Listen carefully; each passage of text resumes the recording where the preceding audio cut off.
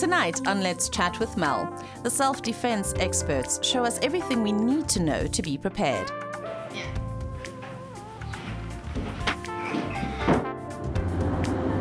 And Alison Buerta on her book and her triumphant story.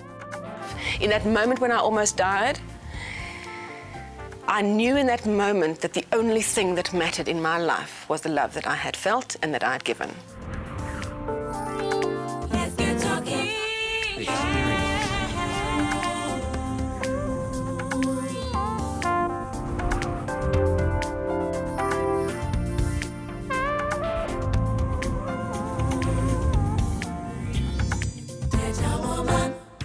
Good evening, everyone, and welcome to the show.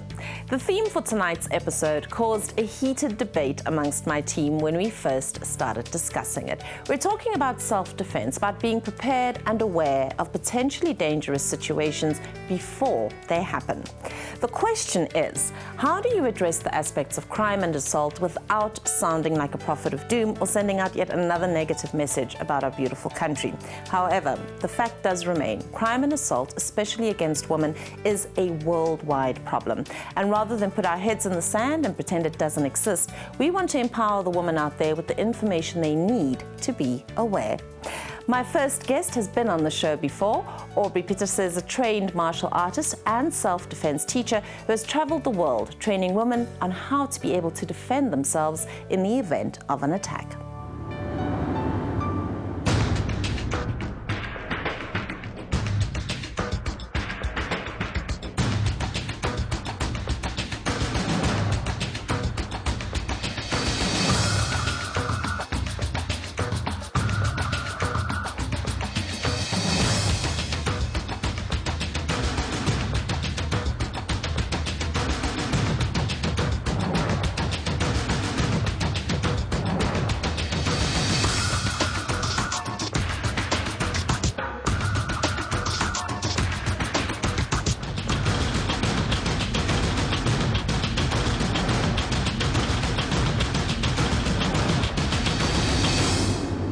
Nice to have you back with us again. Hey, thank you. It's lovely being back. I think tell us a little bit about your background and how you actually got started in dealing with this sort of thing. I started teaching karate probably about 25 years ago on a full-time basis. Very soon I had a lot of the moms come to me and kind of start whispering to me, can you teach me how to beat up my husband? Oh, wow. and I realized they just wanted to learn to do self-defense. So I decided to do self-defense training for ladies. And I thought I was doing a great job until one day one of these ladies came to me and she said, you know, this stuff is not going to work. And I said, well, why? I mean, I'm the pro, I know what I'm doing. And after chatting to her for a while, she actually admitted to me that she'd been raped.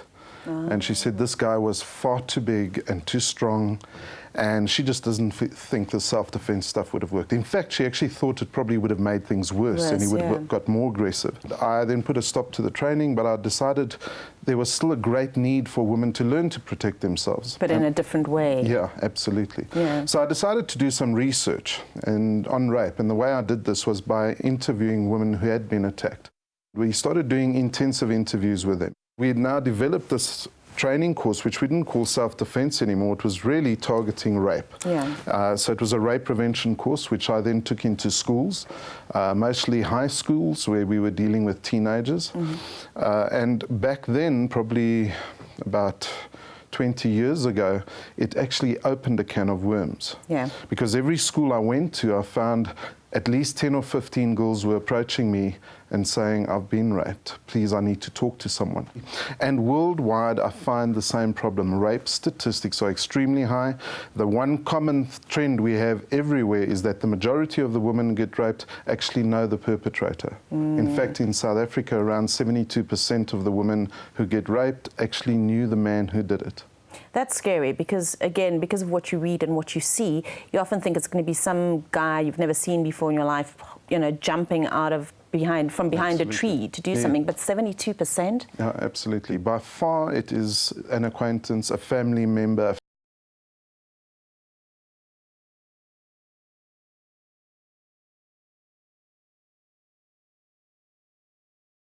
friend, date rape. You talk about the self-defense courses. What does that entail? I found